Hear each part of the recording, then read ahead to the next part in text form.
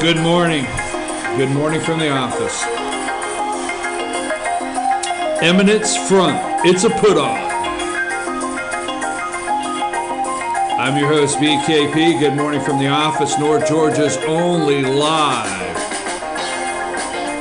online morning show. It's a put-on, folks. It's a put-on. St. Clair Media, CNN, MSNBC, The Washington Post. It's a put-on, right? I'm your host, BKP. Good morning from the office. North Georgia's only live online morning show. We've got a big show this morning. First of all, if you'd ever like to get in touch with the show, let's start out like that. 706-889-9700. And that is our 24-hour-a-day, 7 days a week hotline for news. 706-889-9700. Or if you want to comment concerning the show, you can get us at that number. Also, you can send us an email, chief@fetchernews.com. I'm just trusting Amanda has everything exactly the way it's supposed to be, because I'm day 2 without glasses. Walked off and forgot the glasses on day 2. I cannot see across the room at that screen. So anyhow, also you can follow us on Twitter at FetcherNews, at FYNTV, and go to our YouTube channel, Fetch Your News, FYNTV, and subscribe today, and you'll get a notification anytime we're doing a live broadcast. Our guest this morning at 8:30, current Secretary of State of Georgia and candidate, Republican candidate for governor here in Georgia, Brian Kemp, will be our guest at 8:30. From here on out, just to let you know, we will have political guests daily. My goal has been, since we opened FetcherNews.com and FYNTV.com, my goal has always been to bring you, the voters, the most information so you can make your decision, not some media group. Your decision. So we will have different candidates. We are working on some more in-studio candidates. Just to let you know, we do offer the candidates to come into the studio, but many are traveling the statewide candidates, and they are call-in interviews. So that being said, Villanova is the national champions. Did you watch Dante DiVincenzo? How did you say his name? I had it a minute ago. DiVincenzo.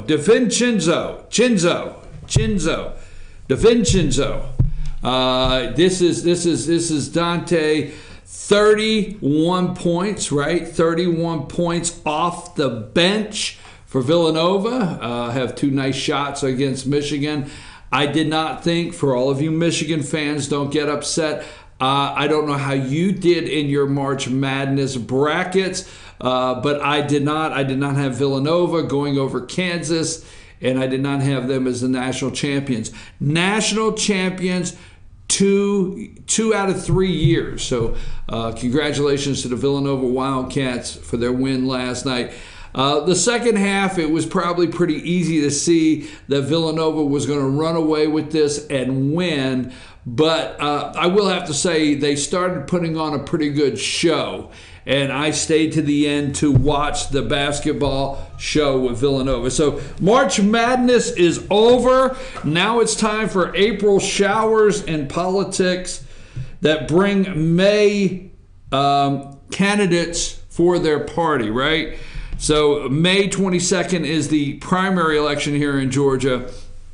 And again, congratulations to Villanova. And March Madness is over. So Sinclair Media. Well, before we get there, yesterday we had a pretty big breaking news story here that I consider for North Georgia a couple years ago, not to be exact, they opened a satellite campus. University of North Georgia, UNG, opened a Blue Ridge campus here a couple years back, satellite campus, and obviously in hopes for it to do well, to get dual enrollment between Gilmer, Fannin, Union, the surrounding counties that could take advantage of this area for dual enrollment for high school students, core classes, specific degrees going through UNG, their Blue Ridge campus. And it has been very successful for the last several years, to the point that they will now have, yesterday, Georgia House Speaker, Speaker of the House of Representatives Speaker David Ralston yesterday announced on this show $5.5 million in this year's budget for a standalone brick and mortar campus for UNG Blue Ridge. So congratulations to everyone in North Georgia that will be able to take advantage of this great facility that's coming our way. So that news broke yesterday here. Now, St. Clair, we're starting to see, yesterday, the media went off the rails. The left went off the rails over St. Clair media, all right? And they wrote a script, okay, that their news anchors read all over the nation. And let me just go with this. Trump said St. Clair is far superior to CNN, what we know about the conservative media giant. Okay, St. Clair Broadcast Group is not as well known a name in television as Fox News Corp or CNN Turner Broadcasting System, but its reach may rival that of cable juggernauts. Now, let me tell you why their reach is so strong. The company is the largest owner of local TV stations in the country. And I mean small areas, okay? Small areas of the country. They're the largest owner of local TV stations in the country, with 173 stations in 81 broadcast markets that stretch from coast to coast and just about everywhere in between, at a time when local news outpaces national news outlets both in overall viewership and in trust. Now, your local stations, I sent you two of them. They're small towns in New York, okay? The left is going nuts over this, and I'll tell you why. I'll tell you why the MSNBC and the CNN are going nuts over this, because rural America won the last election, okay? And they have done everything to figure out their narrative to infiltrate, collapse rural America, because you won the last election. Now I pulled up the script of Sinclair Media that was read on some local stations. I have two videos, not the montage of videos, Amanda. The two there, the script. You got them? Let's play one. I don't care which one. Let's play one first. This is a small local news network reading the Sinclair script that is being called. And I'm Megan Coleman. Our greatest responsibility is to serve our central New York communities. We are extremely proud of the quality, balanced journalism that NBC3 produces. But we are concerned about the troubling trend of irresponsible, one-sided news stories plaguing our country. The sharing of biased and false news has become all too common on social media. More alarming, some media outlets publish these same fake stories without checking facts first. Unfortunately, some members of the media use their platforms to push their own personal bias and agenda to control exactly what people think. This is extremely dangerous to our democracy. At NBC3, it's our responsibility to report and pursue the truth. We understand truth is neither politically left nor right. Okay, so that being said, that was one of them. Now, this is another Sinclair network that's reading the same thing. Let's play that one. If you got that one, let's play that one, and then we'll talk about it for a minute. Nelson Bybee. Our greatest responsibility is to serve our central New York communities. We are extremely proud of the quality, balanced journalism that CBS 5 produces. But we are concerned about the troubling trend of irresponsible, one-sided news stories plaguing our country. The sharing of biased and false news has become all too common on social media. More alarming, some media outlets publish these same fake stories without checking facts first. Unfortunately, some members of the media use their platforms to push their own personal bias and agenda to control exactly what people think. This is extremely dangerous to our democracy. At CBS 5, it's our responsibility to report and pursue the truth. We understand truth is neither politically left nor right.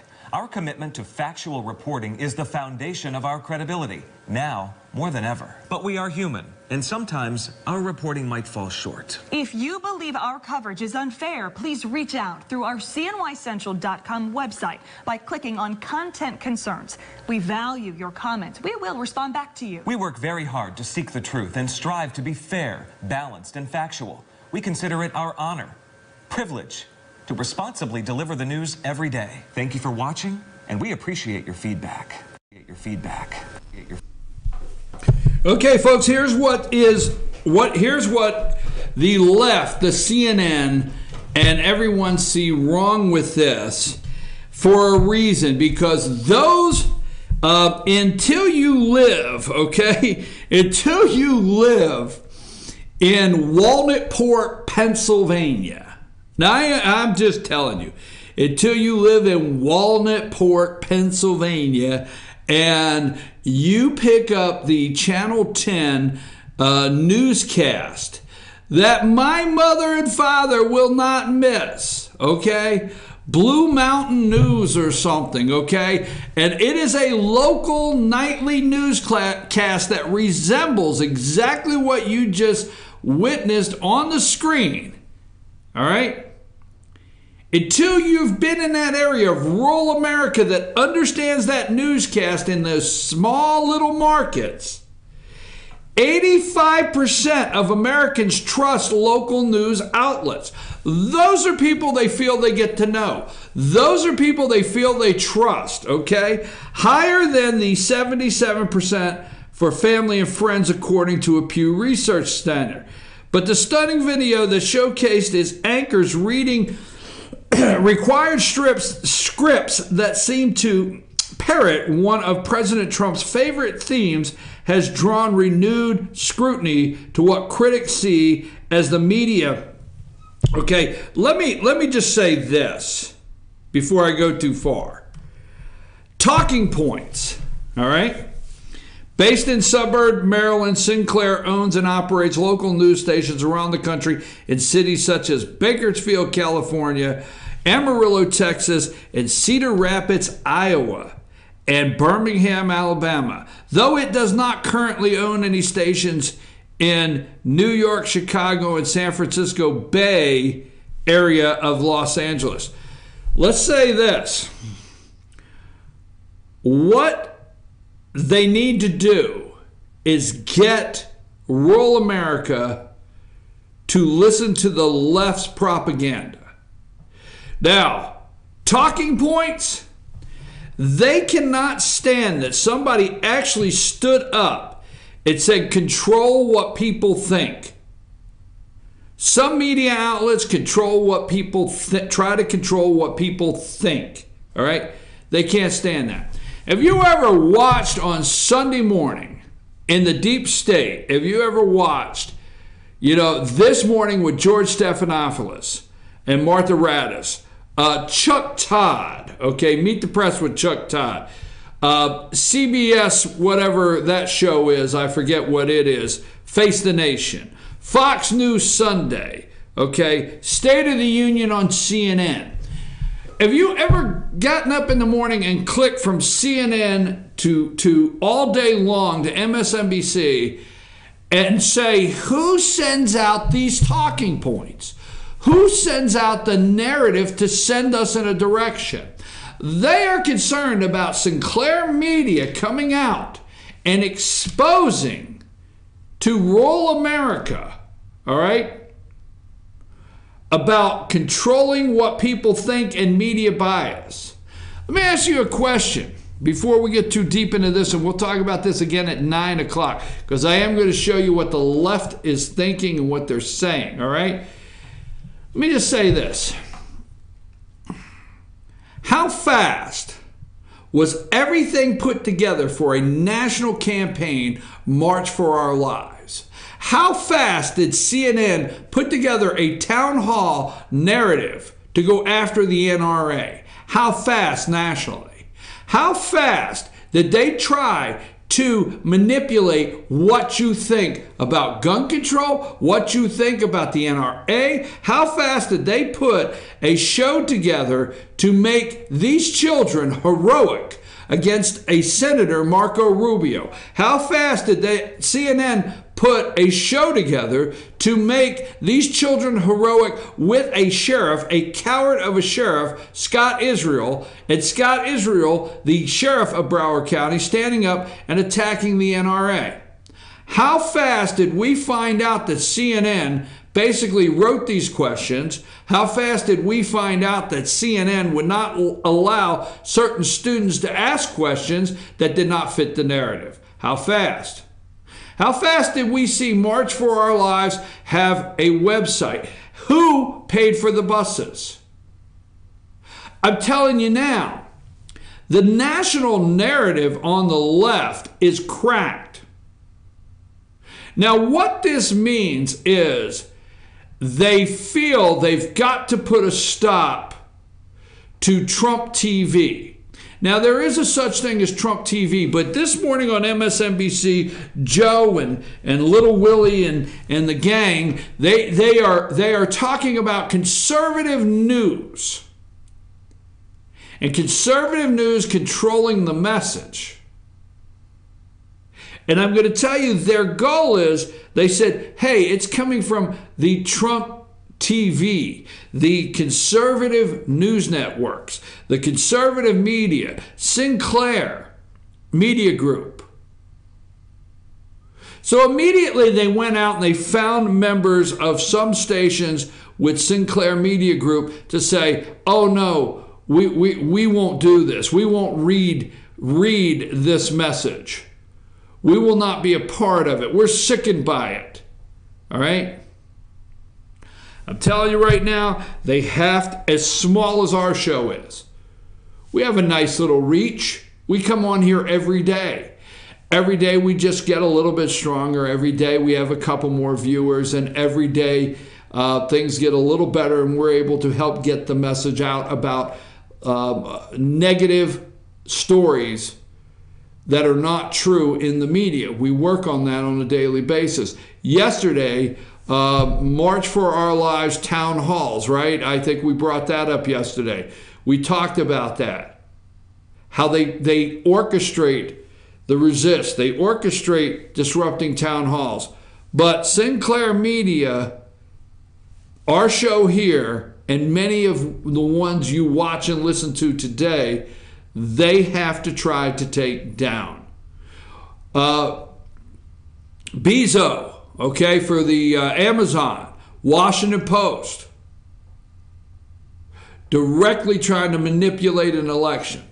I'm just saying, Sinclair Media, and it's funny when I hear the lefts, their head spinning off, when they have controlled the talking points immediately. Every morning you can look at every station.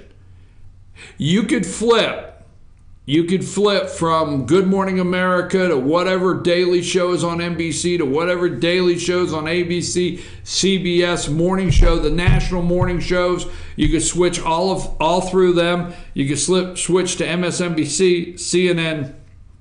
They all have the same talking points.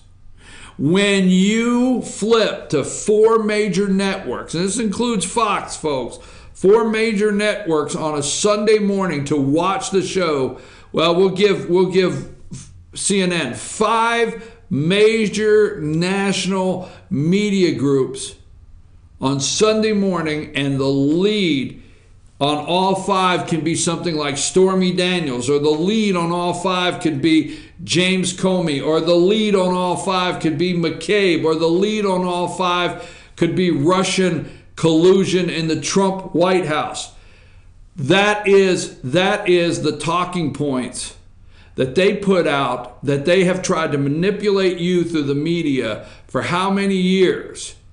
And now local stations that the news anchors are trusted as high as 75 to 80% in the areas, and where else? Rural America. They have already done a study, folks. Sinclair Media. There are groups that have done a study to see in Sinclair Media how many, all right, how many of those markets Trump won. Seriously, never again. When those kids stand up, and I'm getting a little sidetracked because I want to get to some other things. When those kids stand up on stage, all right, and they yell never again, March for Our Lives. When they go out, David Hogg, which just lost, the pouting little brat, and I'll tell you what he lost in a minute. When they go out and they yell never again, you need to understand that's code word nationally for never again can we let what happened in the national election with Donald Trump becoming president, it can never again happen. They are studying where they have studied everywhere that Russia may have put an ad, a Russian bot ad on Facebook. They are studying now, Sinclair Group, how many of those markets. They even have doing a study that the average newscast in those areas gave Trump 5 minutes on the nightly news during the campaign. They are studying that now. There is a map that dot all of the Sinclair media outlets, news outlets, okay? And they have them all dotted out, and their reach, how big their reach is, and how much of that area Donald Trump won. We are together, one by one, little voices like this show here, your voice, and others in America. We are one by one exposing the deep state and the crooked media for their fake news narrative every night, every day, and every morning. That's what we're doing, and that's what they don't like. They can't take it. That's why their heads are spinning off. All right, first of all, I want to come back at 9 o'clock. Our guest in a minute will be Brian Kemp, Republican candidate for the governor of Georgia. We're going to talk to him at 8:30. He's calling in. Don't get confused, folks. Okay? The stock market dropping. All right? Don't get all worried. It dropped 700 points, recovered some, dropped 4 something. Don't worry about the stock market. It pales in comparison. It pales in comparison, okay, to the coming wave of what takes place when we can no longer pay teachers' pensions and public employee pensions.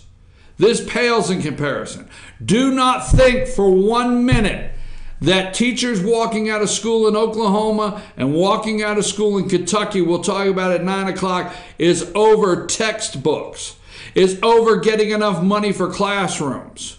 It's not for 1 minute. Don't think those unions are trying to get more money, okay, in Oklahoma and Kentucky, much like West Virginia, so you can have more money in your classrooms or get an updated textbook. Not true. Pensions. Watch and see. Fox News released a statement yesterday. Do we have a picture of David Hogg, the child, the pouty? No, he would not like that. That was a man. I'm gonna go ahead and apologize to Brian Kemp right now. Okay. I've got a picture of him. All right, anyhow, there you go. The little pouting little boy that got all upset, that wanted to attack Laura Ingraham's sponsors, okay, It said Laura Ingraham is a bully, and I think we have that video we're going to play later today also. That pouting little boy, the little child, along with his Obama children, his Obama friends, went after Laura Ingraham to the point that Laura Ingraham did apologize, just to get it out of the way. But Fox News made a statement yesterday. Jack Abernathy, the co-president of Fox News, said, "We cannot and will not allow voices to be censored by agenda-driven intimidation efforts. We look forward to having Laura Ingraham back hosting her program next Monday when she returns from spring vacation with her children." So Laura will be back Monday. Fox is not pulling the plug on their show from the little, radical there, the little child who threw a little tantrum and tried to get something going. Sinclair Media, really, we cannot allow voices to be censored by agenda-driven intimidation efforts. And that's what their whole movement is. I'm your host, BKP. We're going to take a break. When we return, we're going to have Republican candidate, Georgia candidate for governor, Brian Kemp, with us. Take us to break, Amanda.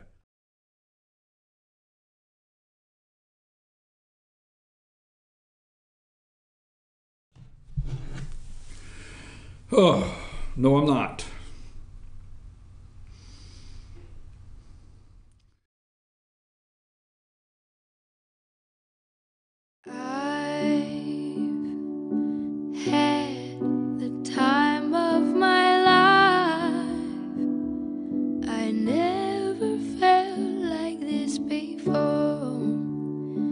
I swear it's the truth,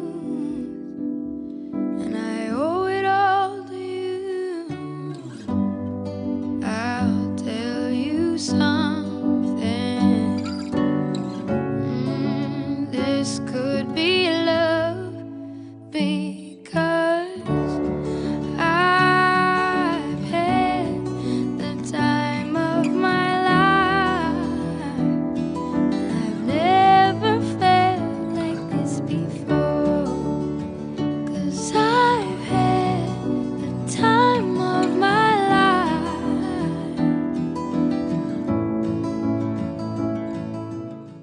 The Tupelo Tea mission is to provide over 80 premium tea blends for tea lovers who are looking for ways to explore new flavors and blends. Come visit Tupelo Tea, located in beautiful downtown Blue Ridge at Sycamore Crossing. Be sure to sample our various varieties of honey and tea. Visit us on the web at tupelotea.com or call us at 706-946-TEAS. That's TEAS. Tupelo Tea, located in beautiful downtown Blue Ridge. Ace is your helpful place for paint and home goods, tools, outdoor living, and lawn equipment. But did you know Ace Hardware of Blue Ridge is a little bit more? We have hunting rifles and accessories for your next hunting trip. We have Amish furniture imported directly from Ohio. And we have Ace Custom Woodworks for all your custom wood project needs, from cabinets to artwork. Ace Hardware of Blue Ridge. We have your new house in stock. Hi, I'm Rhonda the Mattress Lady, and this is my husband Gary, owners of Mattress Overstocked in Ella next to Walmart. And we want to earn your business. From the time you walk in our door to the time we deliver your new mattress to your door, you will see the difference. Our selection and prices are the best in North Georgia, and customer service is our top priority. So y'all come on in and let us help you find the right mattress at the right price. That's Mattress Overstocked in Ella next to Walmart.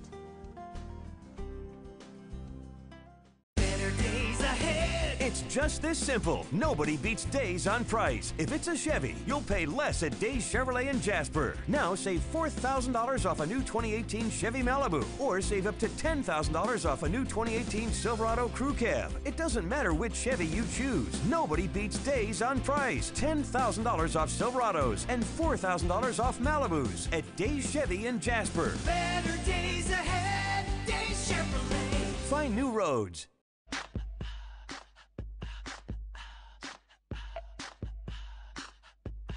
What you gonna do with all that junk?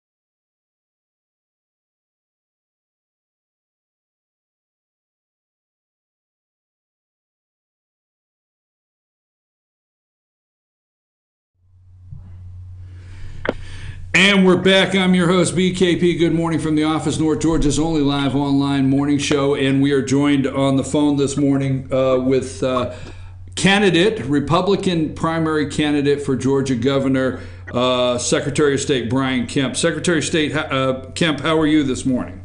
Doing great. Good morning. Good to be on with you. Are you out traveling today? Are you on the campaign trail? What's your schedule like this week? No, it is definitely traveling. Moved from our debate forum in Flowery Branch Saturday night. I left early Monday morning, headed to Southwest Georgia. We had an event there, a really good event last night. Traveling this morning over from Georgetown, Georgia to Americus, where we have another event today, and then I'll be heading back to Atlanta tomorrow. So we're burning the roads up, raising money and asking people for their vote to win this race. The other night, Saturday night, I was over at Flowery Branch. The other night, I don't know, I have not checked with the other campaigns, but you made a statement that I think you said the only campaign that's visited 159 states. I hope counties. I hope that's how many counties we have in Georgia. But anyhow, you said you were the only one that has visited every county candidate. What is it like when you get in some of the real rural counties in Georgia? What are you seeing out there on the campaign trail? Well, I am, in fact, the only person that's been to all 159 counties, plus the only person in the race that has run a executive branch agency that has many core functions in government. And we work with all these counties, the county elections officials, registrars, many probate judges, and just like where I was last night and today, people, they're concerned about having access to good quality health care. They have hardly any access to high-speed internet. Actually limits on the amount of data that they can use every day, even if they do have internet services. So, these are huge issues when you think about their kids trying to get educated, career opportunities in the future from an economic development perspective, and even for our farmers having the technology that they need to continue to compete on this world market that we're involved in. And so those are a few of the issues that we're facing. Well, let me go to this. We talked about Saturday night, and I did not hear several of the other candidates go in this direction like your campaign is going in. Your campaign is being called a populist direction right now. You have a Georgia First, kindly mirrors Trump's America First campaign, Georgia First. And when we talk about Atlanta, not to get into transportation and the infrastructure of Atlanta, but when we talk around Atlanta, you say it's a Georgia distribution hub for Mexican drug cartels. And to me, that makes me nervous. Your public safety reform, discuss that a little bit. We may have lost him. He told me he's traveling, and that if we do lose him, he would call right back because he's in sketchy areas. So we did have a real clear, I think we did lose him, Amanda. And he said he would call right back. So if you get, all right, are you back?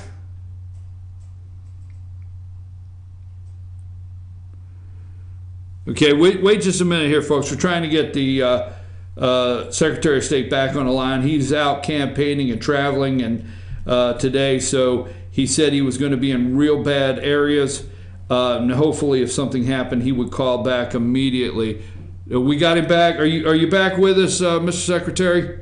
Yeah, my apologies. I had a little bad pocket there. No, that's okay. You told us that to begin with. Let me go back to this and let me recap. We talked about instead of talking about right now transportation and moving Georgia forward with infrastructure. The public safety reform, when you discussed Saturday night about Georgia distribution hub for Mexican drug cartels and MS-13, talk about your public safety reform that you're out crisscrossing the state with.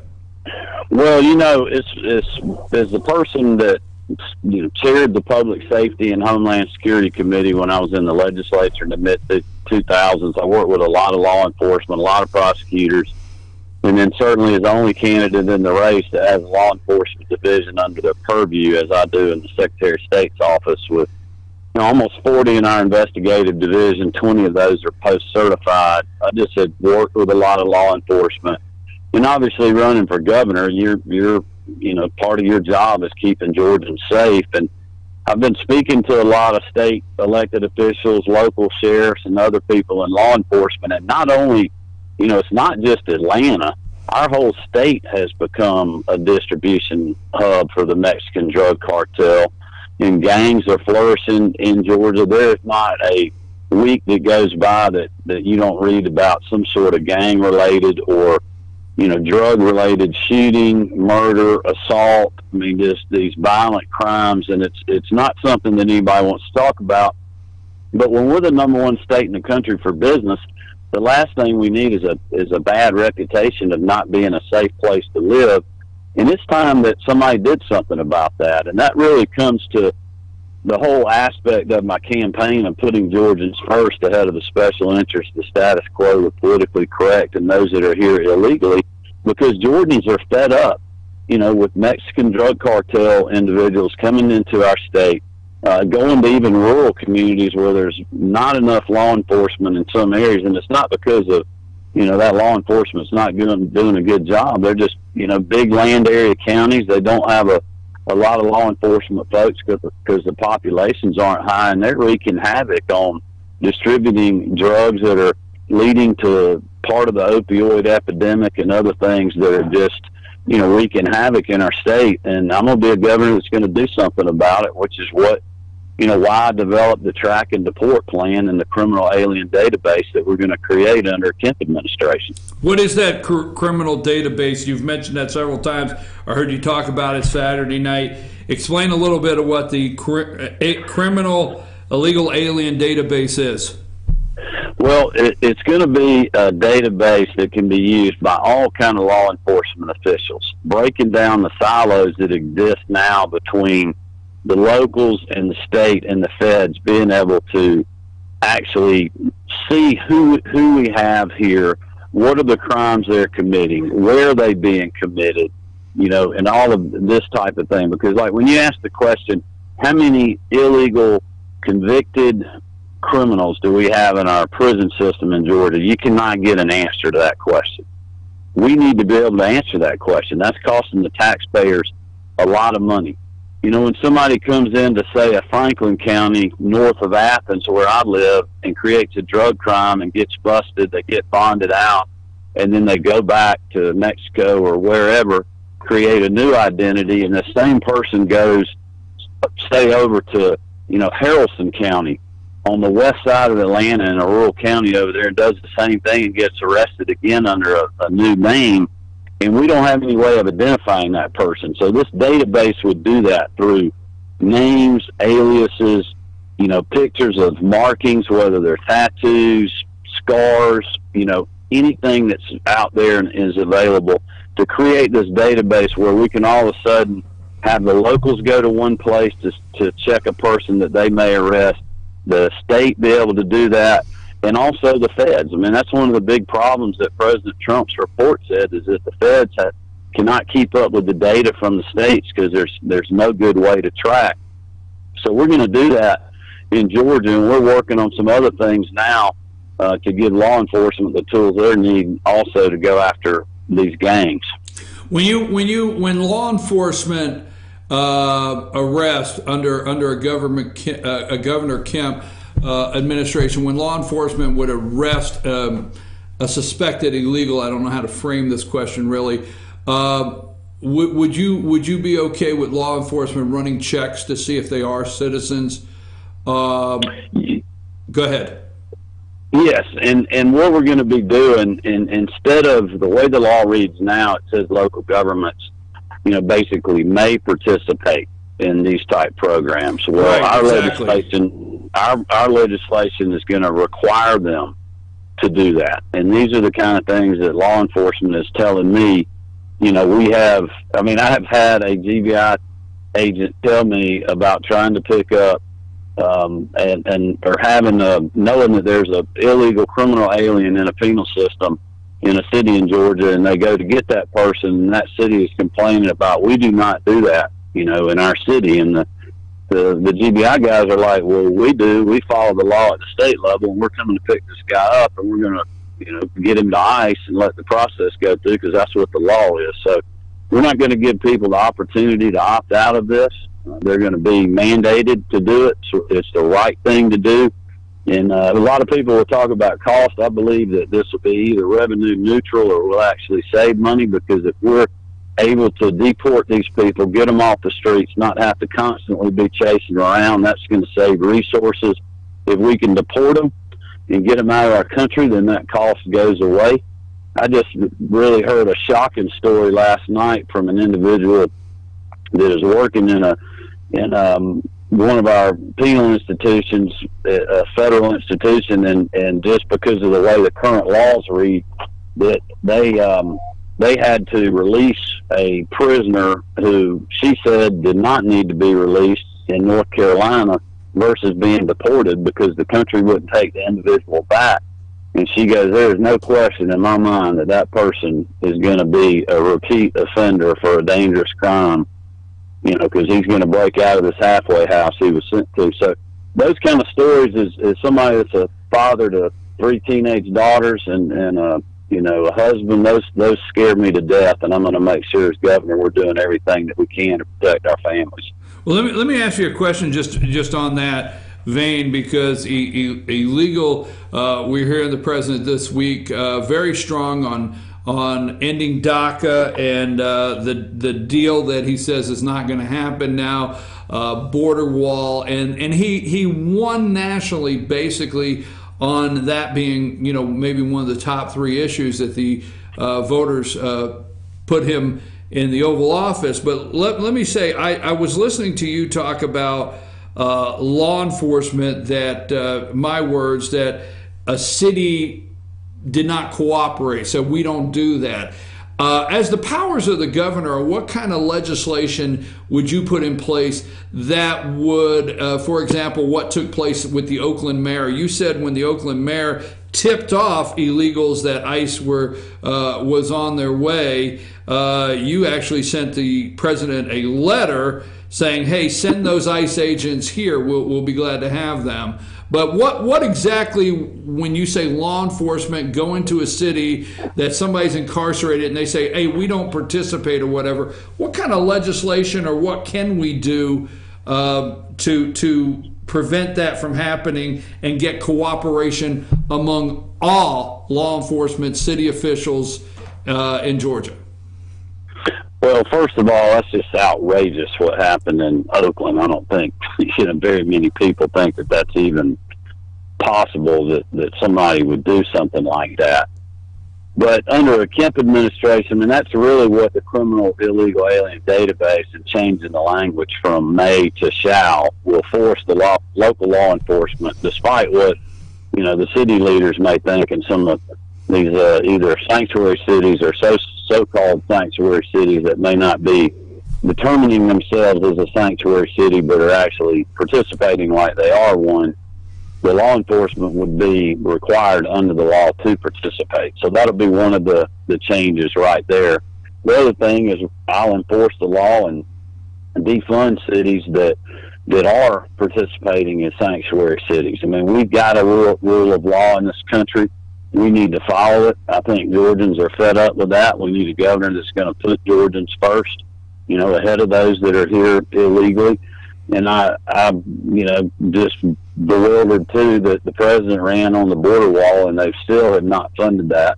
I think most people fully support reforming the legal immigration process, which is why I was the first candidate in the race and really one of the first in Georgia to come out and support Senator David Perdue and Senator Tom Cotton's RAISE Act that would reform the process, end chain migration, make sure that the people that we are allowing to come into the country legally are going to be, good members of our society, contribute to our economy, and not just be a chain to bringing in other family members that are going to be a drain on our society. I think people want to reform that system. They also want to secure our borders. I mean, even Democrats or they at least used to, would always say we need to secure the border. So why not do all of this together? And at the same time, we can reform, government programs that are helping our farmers and others get their crops out of the field by reforming and cutting the red tape out of the, legal guest worker programs that do make sense. And I think it's a perfect time to do all of that. And it's very disappointing that the Democrats in Congress continue to block the border wall funding. Well, Secretary Kemp, I will tell you, obviously over at Flowery Branch Saturday night, I listened to all 7 candidates, and I went back and listened to the debate again that I recorded.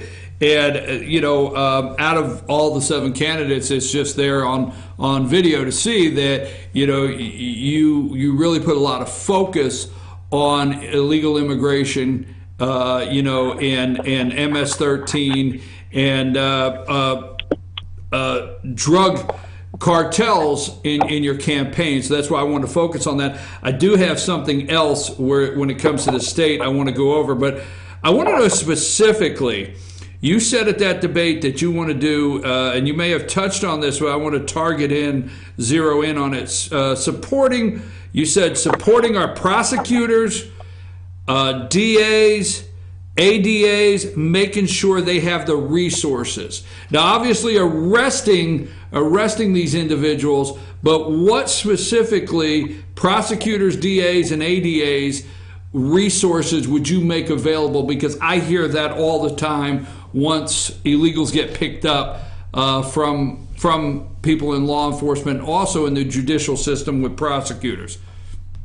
Well, I think there's a couple of things here. Number one, not all these judicial circuits, especially in places like where I am today around, Maracus and Georgetown and in rural southwest Georgia, and the same could be said for some of the rural communities that stretch in my area of the state between Athens and Augusta that are experiencing these drug-related crimes, these cartel-related crimes, and a lot of the prosecutors, there's a couple of things. Number one, they don't have the resources to deal with either the volume of those cases, or they don't have the expertise because they just, they have so many other things going on, and they haven't, been to court and tried to prosecute and go after a lot of these larger drug cartels or the kingpins or what have you. And actually, many times these prosecutors will rely on, somebody that's in a metro area, a DA there, to help them with that prosecution. So I think that's something that we need to look at is, how do we get those resources to other parts of the state to expand from what's happening in the metro area, either from a prosecution standpoint, but also from the law enforcement side when you think about, the Metro Atlanta Drug Task Force and some of those other things. And then another issue, quite honestly, is continuing to have good attorneys and prosecutors in these circuits. The DAs obviously, I think, have had a concern for years about being able to retain quality assistant district attorneys that are prosecuting and doing much of the work in these circuits. And when people are from a metro county, the circuits are pretty small, but when you get to these rural counties, these DAs are working, sometimes in 3 to 4 or up to 7 counties, so they physically can't go to every county or every place that there's a trial being had. I mean, they've got to rely on their assistant district attorneys, and we've got to make sure that they're on at least a somewhat level playing field when you think about pay scale and resources for them to be able to prosecute these crimes. And to me, that is one of the core functions of state government, which is why part of my 4-point plan,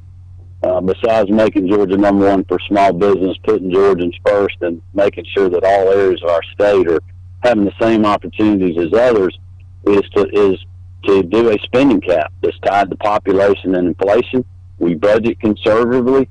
We properly fund the things that we need to in government, like, public safety. And then when we do that, we have money left over in good years like we're in now, and we can do real tax reform. But my point there is that we properly fund the core functions of government, like health care, education, transportation, and certainly to me, public safety is one at the very top, protecting our families, and we need to make sure law enforcement personnel and prosecutors have the resources to do just that. Well, I will say, Mr. Secretary, we here in rural Georgia do understand judicial districts, okay, circuits, Yes, judicial circuits that do encompass several counties, and we're also seeing bigger, higher profile crimes. As much as even drug gang related people in the areas that the district attorneys are having to handle cases like that. So I understand what you're saying there. Let me go to one more thing, and I know you have to go. I told you only 20 minutes, and I know we got cut off. But Saturday night there was a discussion about bipartisan, as a governor, bipartisan.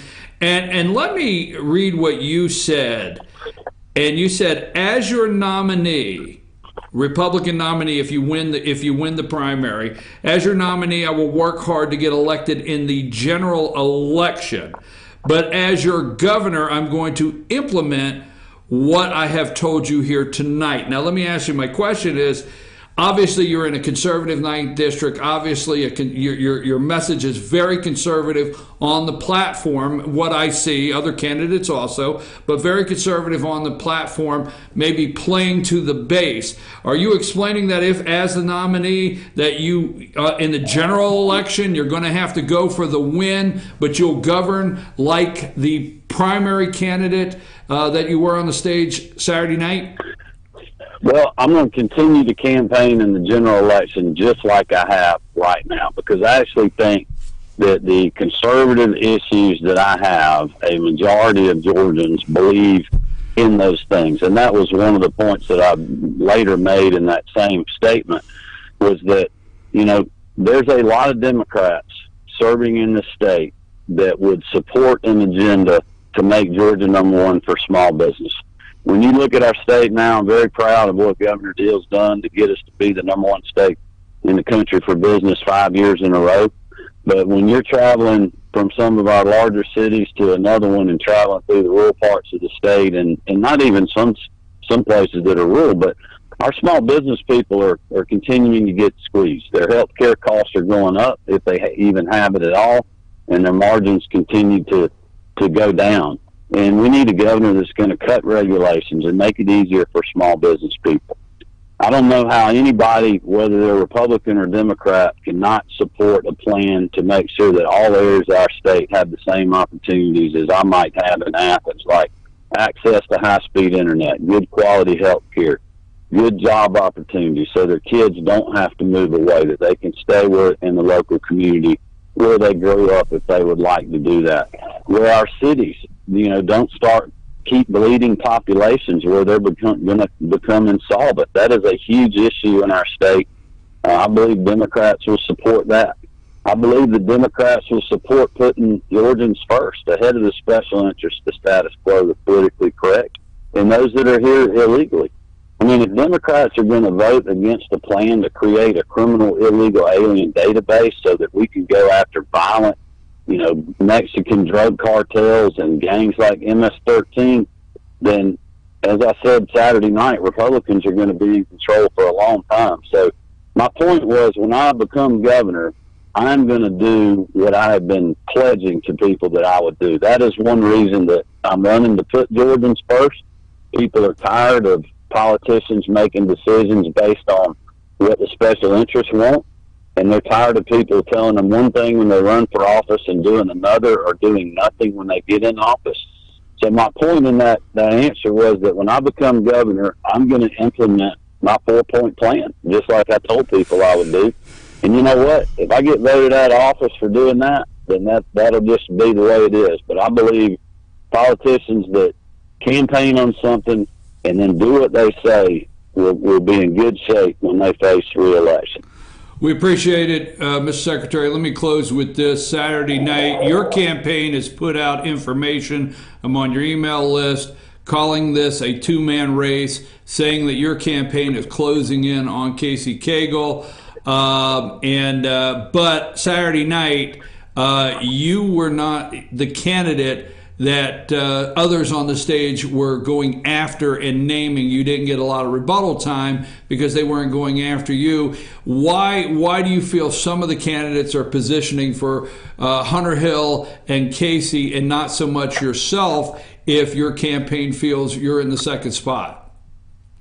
Well, I think when you have a record like mine and you've done what you say, there's limited things on that they can target me on, and certainly others in the race have positions that are not necessarily the case, and I think it opens them up to attacks. But I'm proud of the record that I have as Secretary of State. I'm actually running on that record, the only person in the race to have legislative experience, executive branch experience, and who has been a private sector, hard-working small business person for over 30 years. Every single day I've ever served in elected office, including today, I've had to make payroll and deal with government regulations, and I'm proud of that record. I've stood up and done what I told people I would do, standing tall to make sure we have secure elections in Georgia, suing the Obama Justice Department twice to implement our citizenship check and protect our photo ID law, standing up to liberals like Stacey Abrams and her leftist voter groups that are supported by George Soros, and I'm going to continue to do that. And if folks want to discuss my record in that kind of function, I'll be glad to do it. So I would be able to speak it while their targets are going where they may. But I think it's pretty clear that the candidates that are targeting are behind, and they're trying to pick on somebody that may be in front of them to help them move up the ladder. But that doesn't necessarily mean that the person they're picking on is in front of me. So we're fighting to be one. Do you have internal data that shows you're closing in on Casey Cagle? I'm sorry to interrupt you, sir. Do you have internal? No, well, we're all the polling that we're seeing, just the feel that we have on the ground is it is a two-man race. We're working to keep it that way. We want to be I want to be one of the candidates in the runoff when we go to July, and if we do that, we're going to win this race because I've worked the state harder. I've got a bigger, more motivated statewide base. I think a good example of that is that we had, more donors than Casey Cagle did. Now, he's got a lot more money than we do because he's the special interest backed candidate, but we have more donors. And at the end of the day, last time I checked, and being in charge of elections, I know that this is a fact. We count the votes, not the amount of money that somebody gets. Thank you, Mr. Secretary. We appreciate you very much, and we look forward to having you on again several more times between now and the election. That sounds good. Y'all have a great day. Thanks for having me on. Thank you. There's Brian Kemp, Republican candidate for Georgia governor, also currently Secretary of State. We're going to take a brief break. We're going to come back, and when we do, I want to recap a little bit on the 3 interviews I've done in the last 2 days with 3 of the candidates. And then we'll get into discussing a little more on the media bias, as some claim. I'm your host, BKP. Take us to break.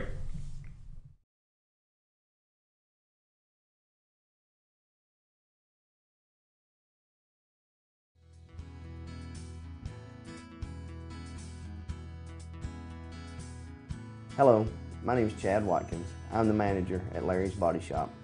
We are a family-owned and operated business and have been serving the North Georgia area since 1978. We are located at 1216 Progress Road in Ellijay, Georgia. Our shop specializes in collision repair, and we work with all major insurance companies. Larry's Body Shop is ICAR Gold, the highest role of training recognized by the collision repair industry. It is estimated that only 10% of collision shops meet these standards. Our shop consists of state-of-the-art equipment such as laser measurement system, down-drive spray booth, spot and MIG welding equipment. All of our paints are mixed on-site so that we can guarantee your paint to match every time. I know that having an accident can be a stressful event. We take pride in making sure our customers are satisfied with the repair of their vehicles. Our waiting area is clean and comfortable with free Wi-Fi and refreshing beverages. So if you're in an accident, stop by and see us at Larry's Body Shop. Circuit World, brand name merchandise at unbelievably low prices. Furniture, appliances, and electronics. Circuit World is locally owned and operated, serving the tri-state area. Circuit World has highly trained professionals to help Visit your hometown Circuit World today. 3 locations in Georgia, Ellijay, Blue Ridge, and Blairsville, Franklin, and Murphy, North Carolina. No credit checks, so let Circuit World deliver to you today. North Georgia Diamond is your source for diamonds. Come on in to view the area's largest selection of fine jewelry at North Georgia Diamond. All repairs and designs are done on site by our jewelers. And North Georgia Diamond has the lowest prices on loose diamonds. You can also sell your gold, silver, and coins at North Georgia Diamond between Walmart and Lowe's in East Ellijay. Locally owned by Bill and Allison Craig, North Georgia Diamond is your source for diamonds in North Georgia. In 1981, Reed Nicholson began selling tires out of an old barn in Mineral Bluff. Little did he know that he had just laid the groundwork for the most trusted names in automotive services in the Blue Ridge area. In 1997, Nicholson Tire Center became what it is today, holding the same values of faith, family, and great customer service. 2 locations to serve you, and the Blue Ridge location is currently expanding to offer fast service and the largest U-Haul provider in Georgia. Nicholson Tire Center, Blue Ridge, and Mineral Bluff. Medium Pizza Hut pizzas, just $5.99 each. Did they say Pizza Hut? For $5.99? Yes, and yes. Yes. Introducing the deal you want on the pizza you crave. 2 medium pizzas, just $5.99 each. No one out pizzas the hot.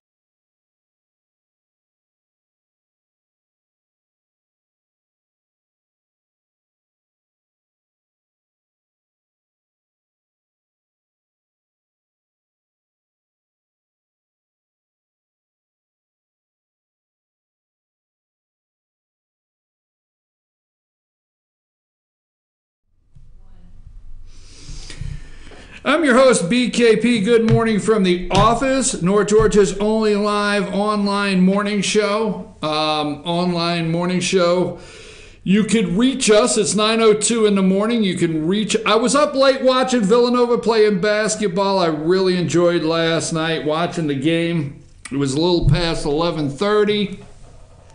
Villanova, the national champions, two out of 3 years here. So 706-889-9700, 706-889-9700, chief@FetcherNews.com. Email us, good morning from the office. Also follow us on Twitter @FetcherNews, @FYNTV. Subscribe to our YouTube channel, FYNTV, Fetcher News, and you'll always get notifications when we're doing a live broadcast or we upload a new video. Now, we have a lot of interviews that you can go. I will say this. I told you earlier in the show, if you're just tuning in for our 9 o'clock hour, let me recap.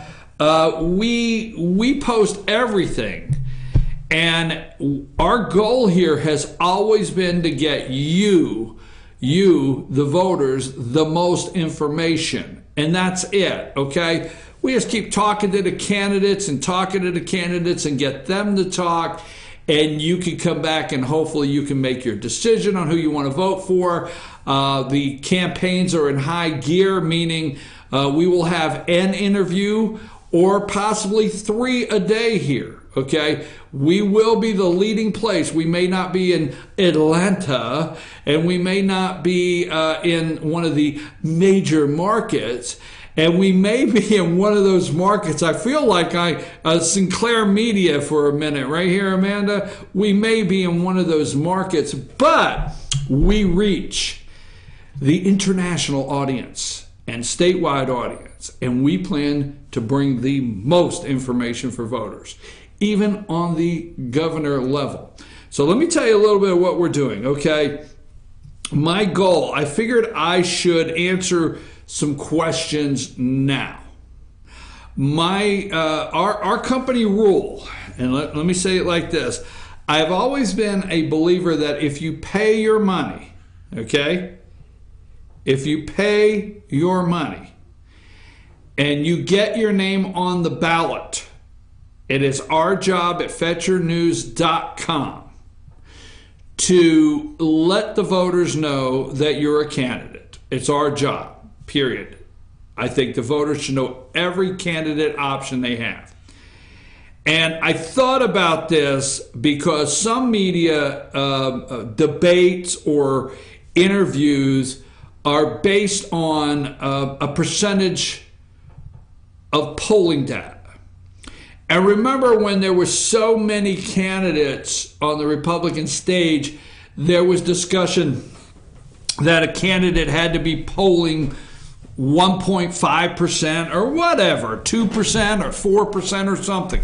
A candidate had to be polling a certain percent for the networks to accept that candidate, whether they're qualified or not and paid their money to the party to be on the stage for a debate. So here's what I'm going to tell you. I think his name's Eddie Hayes. I got to double check, okay? I don't want to do it wrong. I do think his name's Eddie Hayes, and I know it's Mark Erbach. They are candidates that qualified to be on the ballot for you to vote for governor in the Republican primary. I will invite them for one-time interview. One time. They're not polling at 1% that I'm aware of. They're, haven't even reached the meter of cracking 0.5% if I'm realistically. But I thought to myself, it's wrong if I don't give them an interview. So I'm going to invite them to be on the show for about 15 minutes. Second, I'm also going to highlight candidates that do not interview with the show because they are not avoiding me. They are not avoiding Amanda. They are not avoiding FYN TV or Fetcher News. They are avoiding you, the voter. So if they do not take us up on an interview, okay, or multiple interviews, whenever we ask, it's you, the voters, that they are not speaking to. All right? The other thing I want to bring up is I am going to offer the Republican candidates for governor an opportunity to debate. All right? And what I mean by this, when I say it, so hold on, because I'm looking at a real debate, okay? Not one-liners, not one candidate getting to throw out a one-liner and the other candidate, a candidate that's being attacked doesn't get the correct opportunity or the subject. Nobody corrects the subject. And I see this all the time in forums. On the 9th Congressional District, they did a great job. Great job. The staff did a great job. It was a very good forum. I actually got some very good information from the forum. Outstanding. But just going back down the road, in the 9th Congressional District, when the primary last time, we here at FYN TV were the only ones who actually held what I call a real debate between Congressman Doug Collins, former Congressman Paul Brown, Mike Skupin, Roger Fitzpatrick, and the general, who was the Bernie Fontaine, okay? There was 5 candidates, if I remember. We're the only one that held a real debate. Okay? You can go back and watch that. When a candidate attacks another candidate and then the candidate that's being attacked gets 30 seconds to respond, nobody ever comes up and said, hey, did the subject that this one attacked this one and this one answer? Nobody ever says what truth came out of that. So if they will, I would like to have Casey Cagle, Brian Kemp. I'd like to have Casey Cagle, Brian Kemp, Hunter Hill, Michael Williams, and Clay Tippins together. I would not invite, sounds like a birthday party, I would not invite Mark Erbach or Mr. Hayes to that debate. And don't take that wrong. So we have Hunter Hill yesterday, Michael Williams, and Brian Kemp. We have been in contact with the Cagle campaign. They said they have a very busy schedule. They're seeing what they can do. And he has been on at one time before. We're trying to get him on now. And we'll try to get Clay Tippins on We'll try to get with his campaign today. I have not reached out, not for any reason, yesterday to his campaign. So moving right along. Also, one more thing. Amanda, I know I'm getting long-winded here, but if you have candidates out there, please don't just tell your friends. Say, I'm wondering about this candidate for Secretary of State. I'm wondering about this candidate for Lieutenant Governor. Okay? I'm wondering. All right? Then let me know. Send a question. Don't just look at 706-889-9700. Don't just look at chief@fetchernews.com. Send me a question for these candidates. Let me research it. Okay? Let's find the information and the answers you want so you can decide who to vote for. Yesterday, I reached out to Matt Gutler. Matt Gutler is the representative in the 8th District, House Seat 8, Georgia House Seat 8. There you go. I'll get it correct in a minute. And I reached out to him yesterday. He is working on some things this week, but said he would be glad to interview as soon as he can get his schedule around to it. So I'm in communication with him. I'm going to be reaching out to his opponent. Yesterday, I reached out to Margaret Williamson. She is opposing Speaker Ralston for the 7th District here, and we will continue to bring commissioners, Board of Education members in the local area as fast as we can so you can meet them, see who they are to make your decision. All right, now, David Hogg, let's do this real quick. Yesterday, the thing with St. Clair Media, timing, I know DACA, I understand. Well, you're not talking about DACA, and the president said DACA this and DACA that, and I think he said hickory dickory DACA. I understand that. I don't want to get caught in that sensationalized story at this time. No disrespect, Mr. President. But yesterday, the media put together a montage, and they're going nuts over Sinclair Media Group, all right? And they have 173 stations in 81 broadcast markets that stretch from coast to coast. Now, the problem that they're finding is that these local news networks are trusted by 77% of families and people in their viewing area. 77%. And we played a couple of those early on, and CNN, obviously, MSNBC, they're going nuts because for no other reason they've been caught. So let's listen to CNN before we get into David Hogg, all right? Before we get into David Hogg and Laura Ingraham and the Town Hall for Our Lives. Is that what it is, Amanda, I brought up yesterday? Is it Town Hall for Our Lives that they've organized?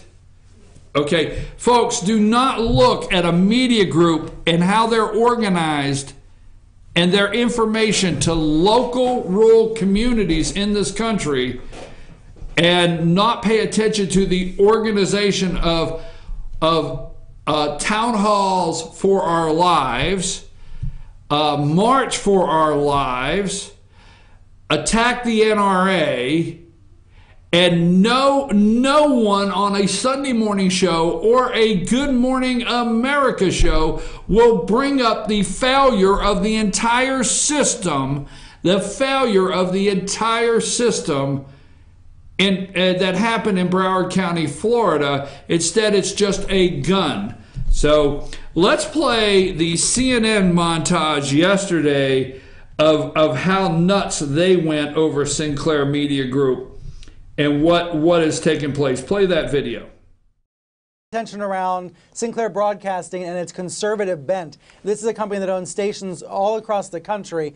And last month I reported that the company was mandating its local stations to produce these media bashing promos. There's been a lot of angst in local newsrooms about this. Now we're actually seeing the promos. So I want to show you what they look like. This is a compilation courtesy of Deadspin that's gone viral this weekend. Just a little taste of what these promos look like. The sharing of biased and false news has become all too common on social media. More alarming, some media outlets publish these simply aren't true without checking facts first. Unfortunately, some members of the media use their platforms to push their own personal bias and agenda to control exactly what people think, and this is extremely dangerous to our democracy. I think you get the idea there, what's going on. All these anchors and all these markets are required to read this script. It's attacking fake news, but really what it's doing, it's kind of like the Fox Fair and Balanced slogan. It's a way of saying, we're fair, everybody else is biased. It's taking a page out of Trump's playbook. And I've been talking to staffers in markets, David, that say they're sickened by this, they're uncomfortable with it. Quote, my staff is up in arms about this. Zerwick, you're in Baltimore. Sinclair's based right up the road. What's your impression? Brian, I've been reporting this story, as you know, since last summer. And you know, my first concern was when they hired Boris Epstein from the Trump White House and made him the chief political analyst, made him a political analyst, and stations were dictated to carry his, what I think of as talking points almost out of the Trump White House. There's a lot of pushback. Look, I think reporters and anchors, especially when you centralize a message, and this is what's important, Brian, if you are centralizing a political message to however many, more than 200 stations, I think it'll be if they get the FCC approval for this, to 200 stations, you have one of the great political messaging machines in the world.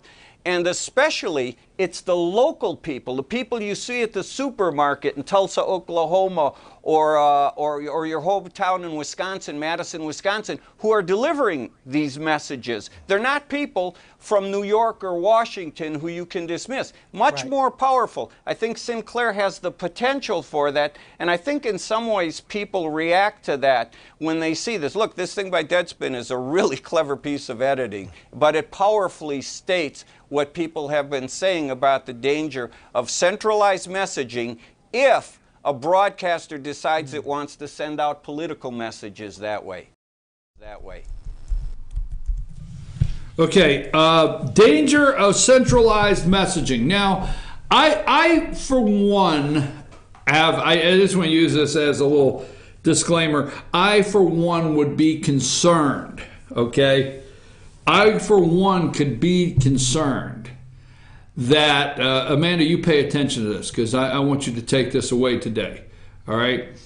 I, for one, am concerned when a media group has amassed a certain amount of power to dictate direction in this country. Absolutely. Couldn't agree more. We have put things in place before that do not allow certain media groups to merge, combine, buying local news organizations to direct a message. Okay?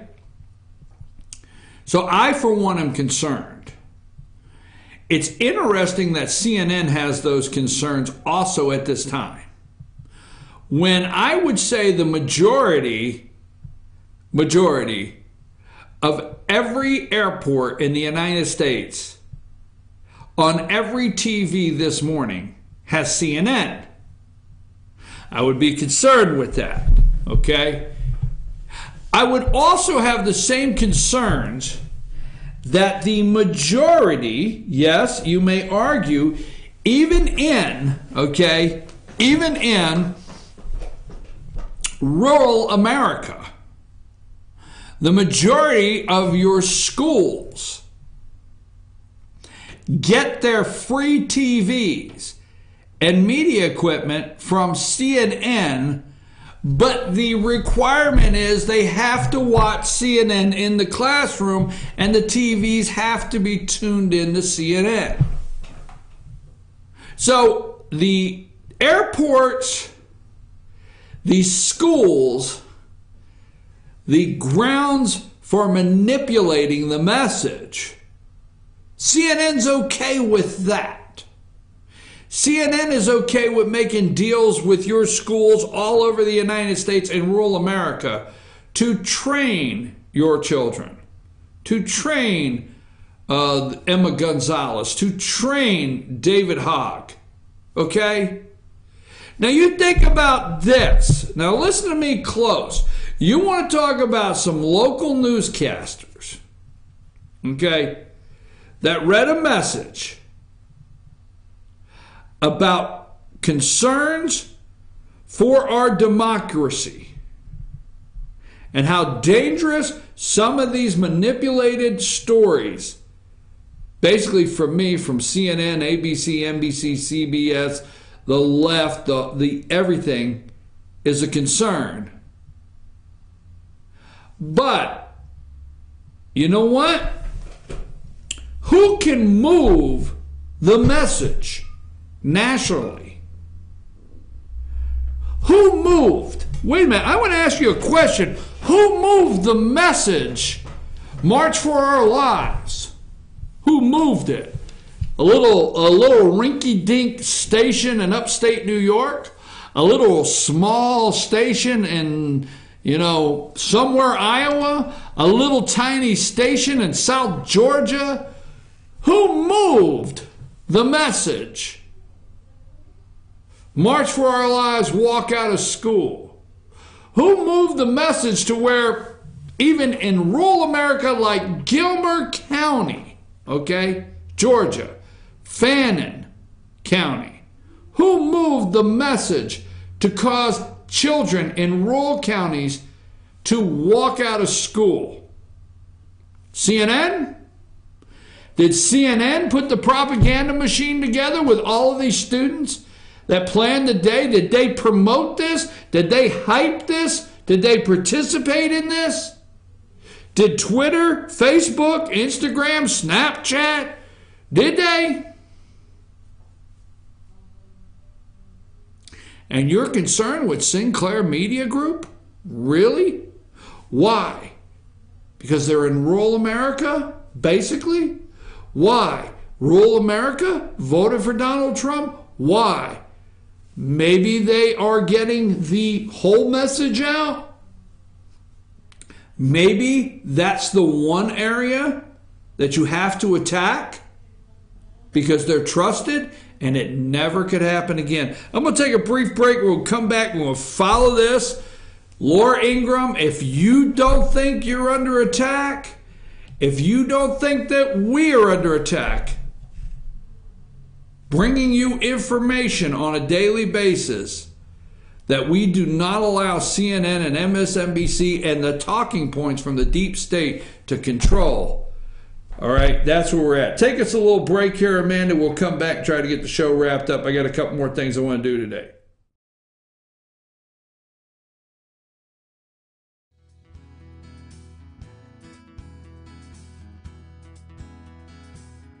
Hello, my name is Chad Watkins. I'm the manager at Larry's Body Shop. We are a family-owned and operated business and have been serving the North Georgia area since 1978. We are located at 1216 Progress Road in LOJ, Georgia. Our shop specializes in collision repair and we work with all major insurance companies. Larry's Body Shop is ICAR Gold, the highest role of training recognized by the collision repair industry. It is estimated that only 10% of collision shops meet these standards. Our shop consists of state-of-the-art equipment such as laser measurement system, down-drive spray booth, spot and MIG welding equipment. All of our paints are mixed on site so that we can guarantee your paint to match every time. I know that having an accident can be a stressful event. We take pride in making sure our customers are satisfied with the repair of their vehicles. Our waiting area is clean and comfortable with free Wi-Fi and refreshing beverages. So if you're in an accident, stop by and see us at Larry's Body Shop. Circuit World, brand name merchandise at unbelievably low prices. Furniture, appliances, and electronics. Circuit World is locally owned and operated, serving the tri-state area. Circuit World has highly trained professionals to help. Visit your hometown Circuit World today. 3 locations in Georgia, Ellijay, Blue Ridge, and Blairsville, Franklin, and Murphy, North Carolina. No credit checks, so let Circuit World deliver to you today. North Georgia Diamond is your source for diamonds. Come on in to view the area's largest selection of fine jewelry at North Georgia Diamond. All repairs and designs are done on site by our jewelers. And North Georgia Diamond has the lowest prices on loose diamonds. You can also sell your gold, silver, and coins at North Georgia Diamond between Walmart and Lowe's in East Ellijay. Locally owned by Bill and Allison Craig, North Georgia Diamond is your source for diamonds in North Georgia. In 1981, Reed Nicholson began selling tires out of an old barn in Mineral Bluff. Little did he know that he had just laid the groundwork for the most trusted names in automotive services in the Blue Ridge area. In 1997, Nicholson Tire Center became what it is today, holding the same values of faith, family, and great customer service. 2 locations to serve you, and the Blue Ridge location is currently expanding to offer fast service and the largest U-Haul provider in Georgia. Nicholson Tire Center, Blue Ridge, and Mineral Bluff. Medium Pizza Hut pizzas just $5.99 each. Did they say Pizza Hut? For $5.99? Yes, and yes. Yes. Introducing the deal you want on the pizza you crave. 2 medium pizzas just $5.99 each. No one out pizzas the hot.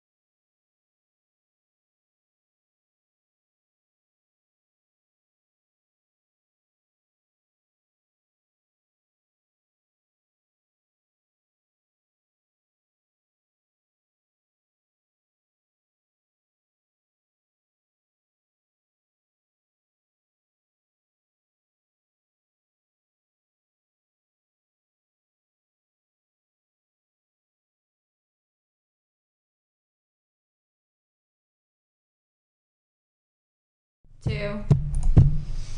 And we're back. I'm your host, BKP. Good morning from the office, North Georgia's only live online morning show.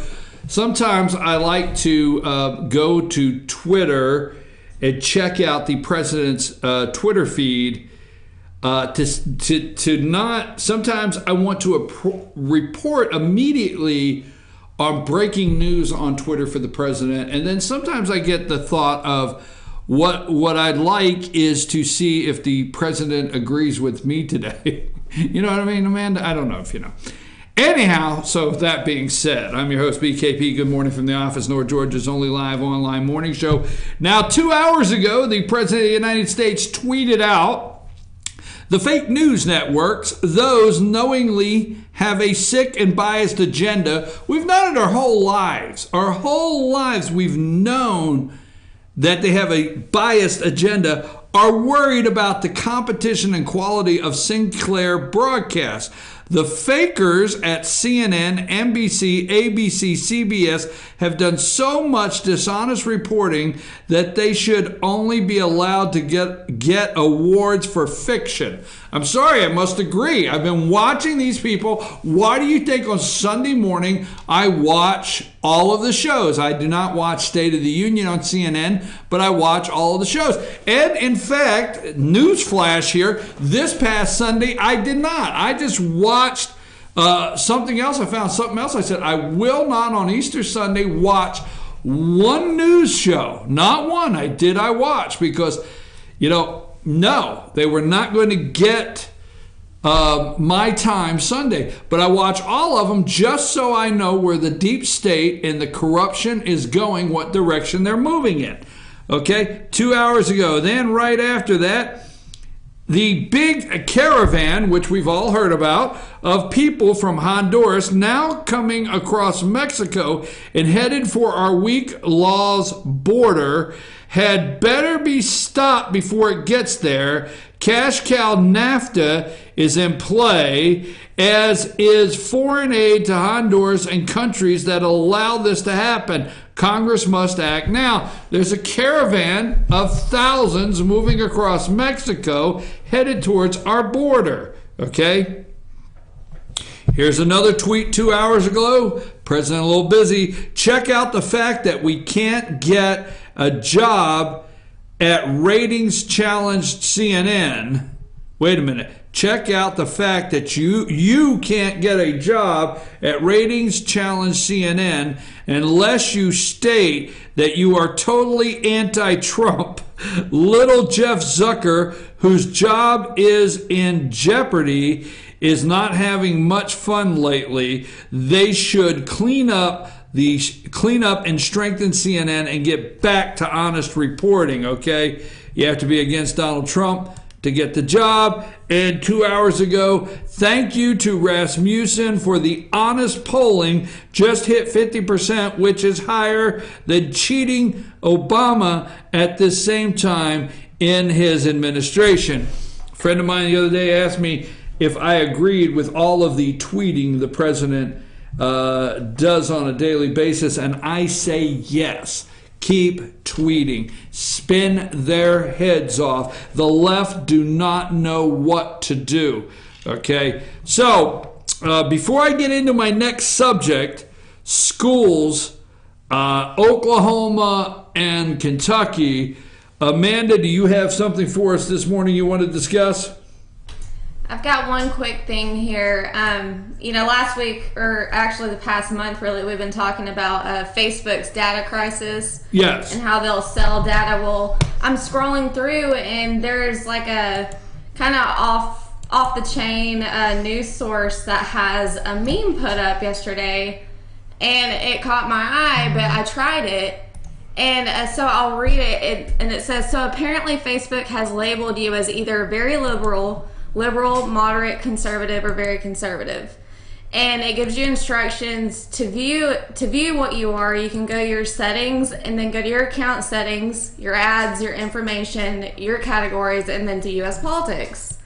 So, I've never even heard of this. And so I go to it, and I am labeled very conservative. Whoa, stop the presses. Are you telling me this is true and accurate that Facebook is putting people into categories and you actually check this? That's from your Facebook page? This is from my Facebook account. Okay. So wait a minute. Whoa, stop. When I say stop, just stop a second. So you read that Facebook is doing this? Yes. Stop. So you went, and I want to get this correct because I don't want to get attacked by CNN as being fake news. Right. Okay. I don't want to fall into the fake news that's out there. So you took this post and you went to your Facebook account on Facebook. Yes. And you followed the directions. Yes. And Facebook has you in a category. They have categorized me as very conservative. I do not have what political party I agree with. I do on occasion when I find them, from Google, because what actually is very disturbing about this is I've noticed here, especially in the past couple years, as long as Trump has actually been in office, I am bombarded with Democratic or, very, very left style posts and memes and ideas and friends that are, Democratic or very, very far left. It's like people on my feed that have the same views as me or anything else, I never see their stuff on my feed. And I didn't even think about this until yesterday when I saw this, and I thought how disturbing it is, you know, that since lately, you know, I have occasionally shared Dana Lausch on the NRA and a couple of things like that from the NRA TV, but that Facebook has recognized me as very, very conservative. Well, it's not the point they've recognized you as very conservative. The point is that they are putting you into a category, right, which then that data is trolled by people looking for very conservative minded people to feed information into, to sell to market to use your data somewhere else. Right. And not only that, but in my personal feed, you know, my daily news feed, try to sway me the opposite direction. Right. So if you're very conservative in Facebook, right? Yeah. If that's what Facebook says. That's what they say. Then they know what to send your way to maybe move you. Right. It's very disturbing. Darn. Wow. Now, one more time, I promise I trust everything. But you went to Facebook, and this is on your page that anybody. Yes. Are you telling me anybody can go? This is the directions. If you're at home, read the directions of what to do. Yes, I'll leave this on the screen for a minute. So you go to your settings. It's in the, you know, whenever you go on to log in and out, right there's your settings, and then you go to your account settings. And then you have specific ads that Facebook, I didn't even know this, that they will send to you. Hence, you know, that they know I'm very conservative, so they'll send me over Democratic ads. You click on your information, your categories, and then go to U.S. politics. And in the line on U.S. politics, like mine, you will see what they have, you know, deemed you. And mine is very conservative. And anyone can go do that. And like Amanda is telling you this morning, is what happens now is they now know what to send into your news feed to maybe change your mind. Correct? Yes. Wow, that's yes. And you know, I'd actually gotten this from I wouldn't call it a credible news source. I've never even heard of this, you know, page. But when I did it, you know, it was true. So I was blown aback by this. I couldn't even. Well, you do know I'm so Facebook knows that Facebook now. has labeled me. Yeah, but you do know Facebook knows now you went to that page. Yeah, which is even more disturbing. I want to come back. I want to wrap up one more thing, but I don't want to spin off of this. Let's take a quick break. We'll be right back, folks, with the end of our show. Let's talk about walking out of schools. Teachers, not the students this time. Kentucky and Oklahoma before we wrap up. Take us a break.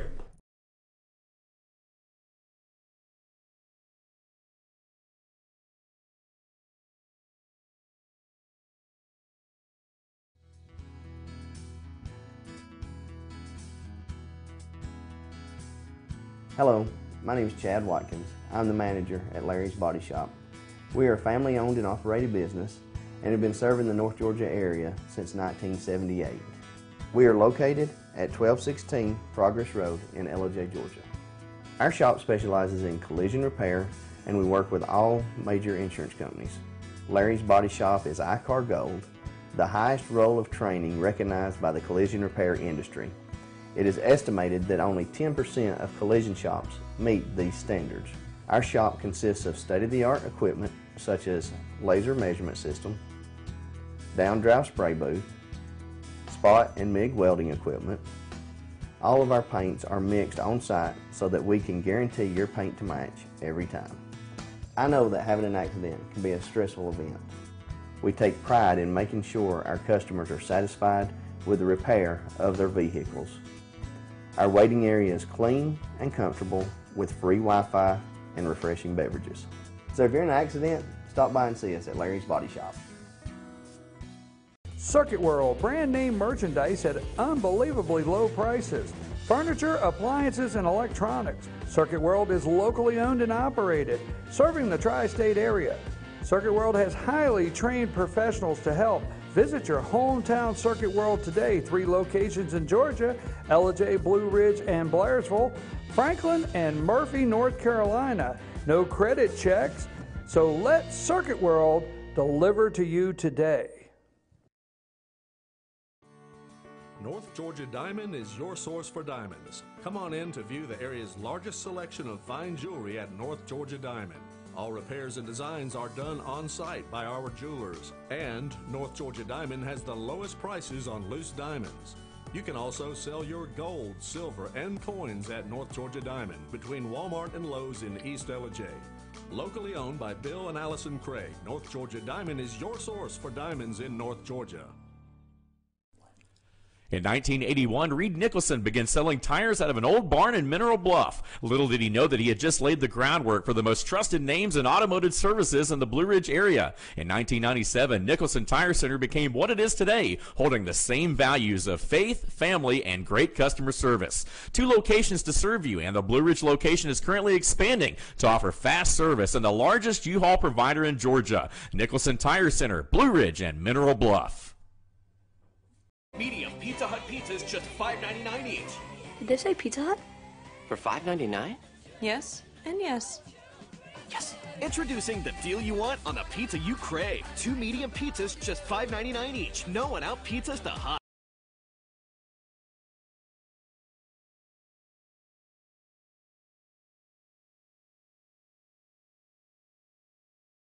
Two.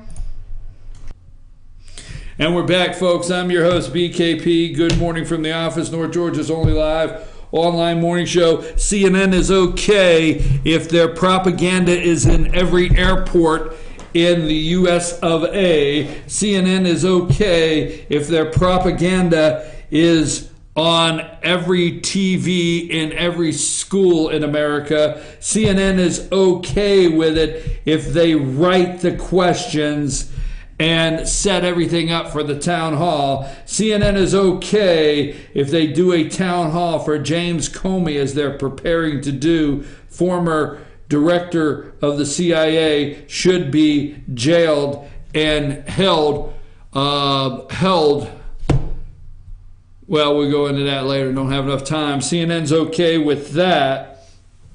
CNN's okay with the March for Our Lives forgetting to put Mr. Pollock's son, I forget his name, on the list and say it was an accident. CNN's okay as long as they're giving David Hogg all the airtime they can, and Kasky and the other little communist girl, I forget her name, CNN Gomez, or that's the Adams family, Gomez, right? Adam Gomez. Anyhow, they're okay with that as long as you don't get close, near, or touch the truth in rural America. Never again. Now, folks, West Virginia schools, was it 9 days, all right? Now, you continue to hear about the stock market, and I just want to make this one of those things that I just want to encourage you to go and research, okay? Go research. But the Kentucky, all right, the teachers' unions, let me make sure that you understand something, and let me get directed to the camera. Our news network, FetchYourNews.com. Okay, this is a 2-hour opinion show that I do. Clearly my opinion. But FetchYourNews.com, myself personally, my opinion, and FYNTV.com. At no time do we not support good teachers. Same goes with law enforcement. You have our full support. Okay? What they do is they use the teachers. They use certain things where the teachers are concerned to try to create a narrative and sell their agenda. Teachers' unions are not out here in Oklahoma and Kentucky fighting for textbooks. They're not. When a child holds a textbook up and says, I am still learning out of this textbook that was created or written in 2006, it's not true, okay? When the unions find a couple talking heads to say, frustrated educators are asking politicians to do the math on Monday as thousands of teachers swarm the Oklahoma and Kentucky state capitals to demand an increase in wages. So they always go with teachers' pay. Oh, yes, I'm in favor of teachers' pay. Watch. And school funding. Every public school in Kentucky and many in Oklahoma closed Monday to a large number of teachers protesting. The simultaneous protest across the country marked a breaking point for many teachers who said they're tired of raising money and paying out of their pockets for their unfunded classrooms. Not true. In Oklahoma, one teacher held a sign that simply read $5,655, the amount of money she raised after the last 2 years for basic supplies for her students. Not true. None of it's true, folks. None of it's true. You don't have a governor in Oklahoma. You don't have a governor in Kentucky. Now, my point is, schools are not underfunded. Be careful before you throw rocks through the screens. Classrooms are not underfunded. Be careful. Don't throw rocks through the screen.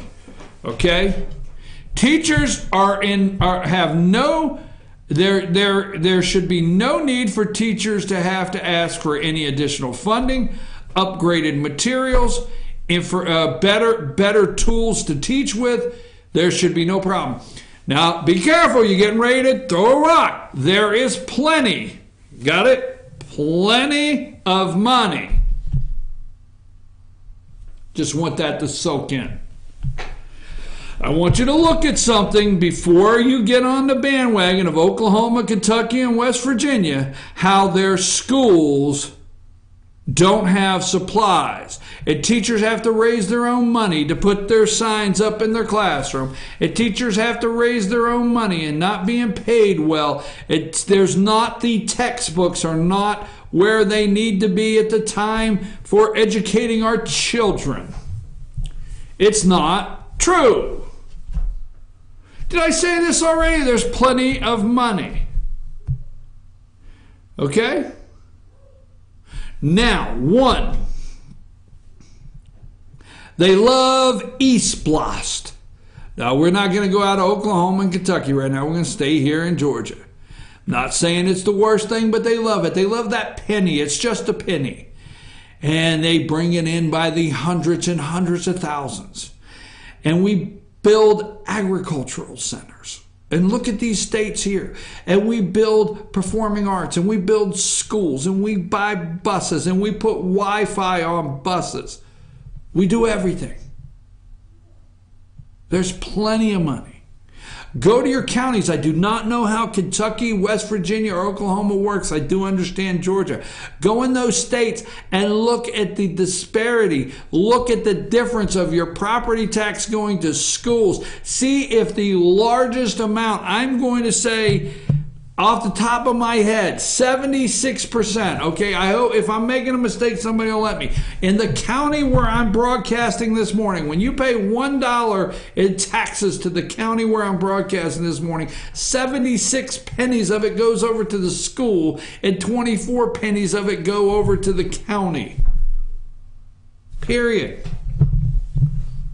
Check your property tax. See if you're not in the 70s, high 60s, 70s, teetering on 75 of your dollar going over to the schools.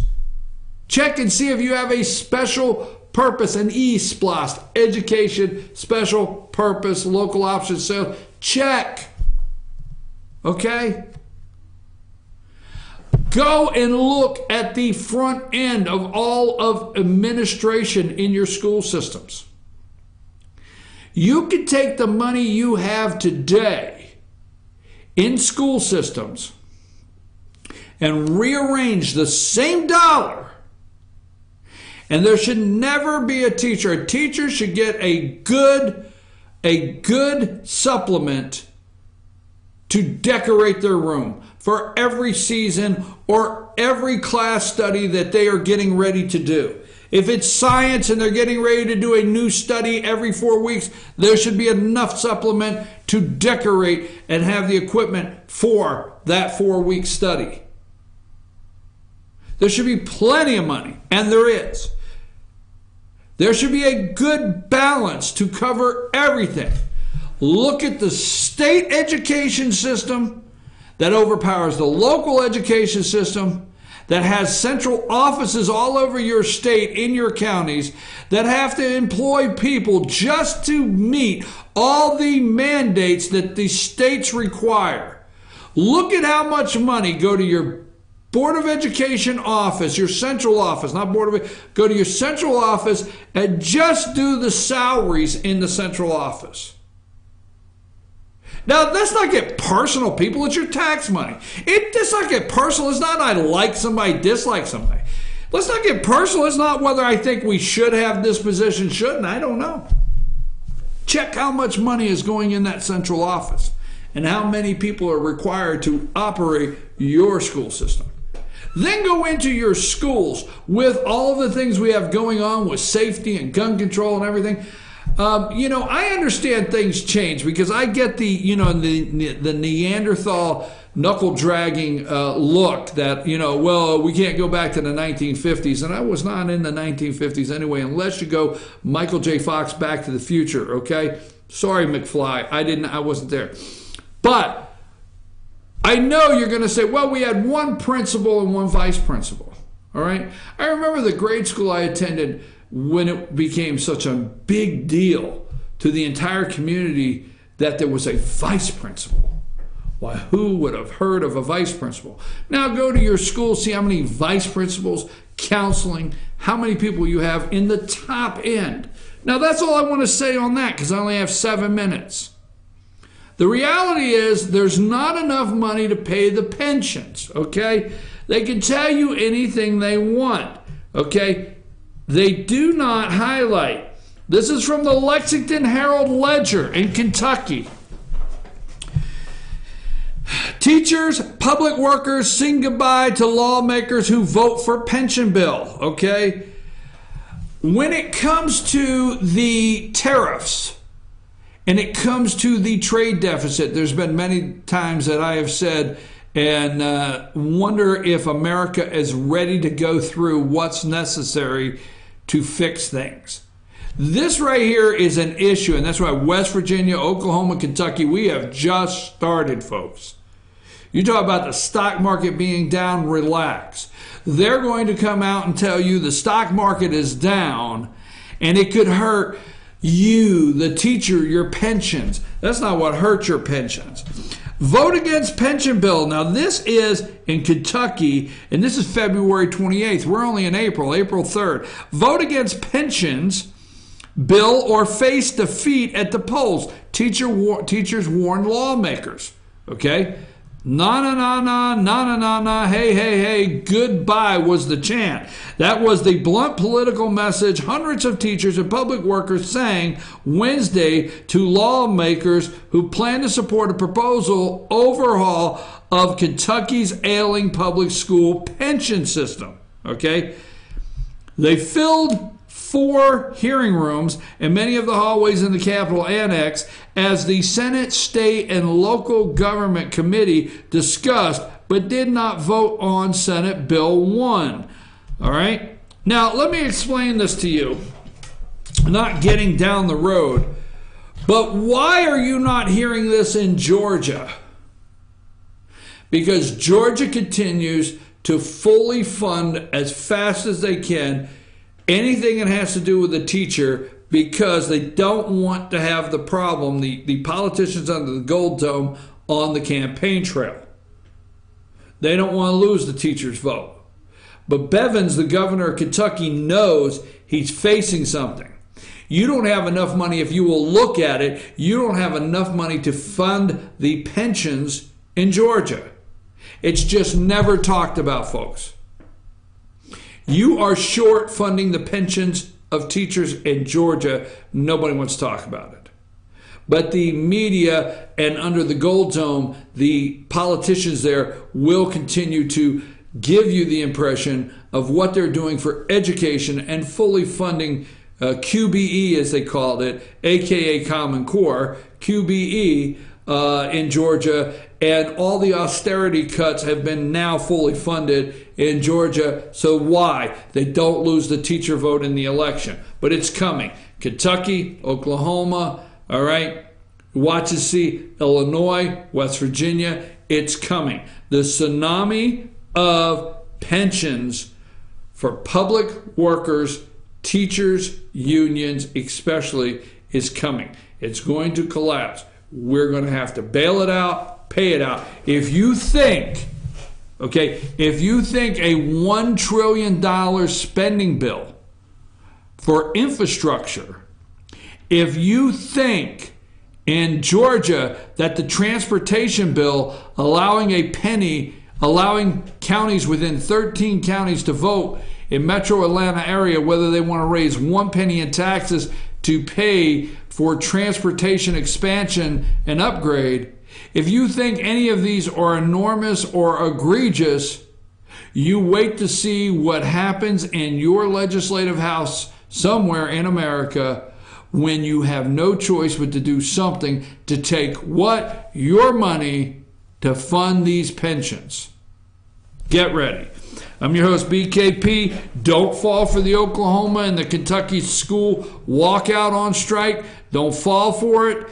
And do not accept that it's there because, don't accept it's there because, don't accept that they're walking out because they don't have textbooks and they don't have enough money to decorate their classrooms. Nothing could be further from the truth. We have told you today that the pouting hog did not win on Fox News. Laura Ingraham will be back Monday after spring break. Let's see if the president has tweeted. No, 2 hours ago was his last tweet. We do know what's going on with Amazon. And let me see if the president has anything new here, Amanda. Oh, 2 minutes ago. 2 minutes ago. I mean, we're breaking news right here. I am right about, this is from President Donald Trump, I am right about Amazon costing the United States Post Office massive amounts of money for being their delivery boy. That's true, folks. That's true. Absolutely true. We'll take that on tomorrow. Amazon should pay their cost plus and not have them borne by the not have the cost borne by the American taxpayer. Many billions of dollars. PO leaders, post office leaders, not PO, post office leaders don't have a clue, or do they? Amazon's taking advantage of delivery service from the post office, and that's just all there is to it. And the bottom line, president says that, so we got that. Gun control. What I would like to do, Amanda, is I would like to close with that little funny clip. So in the recording on the show, so we don't get bumped for it, there's a little funny clip on gun control. And it's funny because sometimes you go back to the 70s and it's 2016, and we're still talking gun control. So I'm your host, BKP, and we'll be back tomorrow morning, FYNTV.com. FetcherNews.com, and let's take you out with this little funny clip that I hope you'll stay with. Go ahead, Amanda. Officer gets out and looks at me and says, "Sir, do you have a gun in your car?" Here we are. All right, everybody clam up. Mr. Archie Bunker, speaking in reply to the editorial broadcast last Saturday. Good evening, everybody. This is Archie Bunker of 704 Hauser Street, veteran of the big war, speaking on behalf of Guns for Everybody. Now, question. What was the first thing that the communists done when they took over in Russia? Answer, gun control. And there's a lot of people in this country want to do the same thing to us here in a kind of conspiracy, see. You take your big international bankers, they want to, masticate the people of this here nation like puppets on a wing. And then when they get that done, turn us over to the communists. Oh, Archie, I'm glad they put you on a stool. You look taller sitting down. Now, I want to talk about another thing that's on everybody's mind today, and that's your stick-ups and your skyjackers, which, if that was up to me, I could end the skyjackers tomorrow. You could? All you got to do is arm all your passengers. You know what the passengers are? And then he ain't got no more superiority there. He ain't going to dare to pull out no rod. And then your airlines, then they wouldn't have to chase the passengers on the ground no more. They just pass out the pistols at the beginning of the trip, and they pick them up again at the end. Case closed.